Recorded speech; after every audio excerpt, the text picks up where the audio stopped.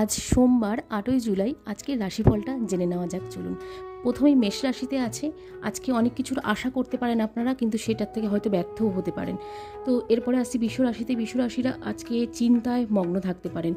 মিথুন রাশি হচ্ছে আজকে যে কোনো ব্যাধি আপনাদের আসতে পারে।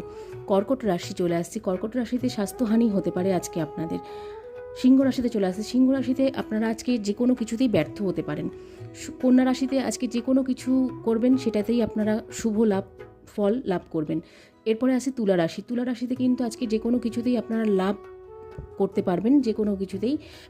এরপরে আসছি বৃশ্চিক রাশি। বৃশ্চিক রাশিতে কিন্তু আপনাদের সমস্ত কিছুতেই আজকে সুখ উপচে পড়বে। এরপরে আসি ধনু রাশি। ধনু রাশিতে আপনারা আজকে যে কোনো কিছুতেই বিরহ হয়ে যাবে, আপনাদের আজকে যে কোনো কিছুতেই বিরহ পড়বে।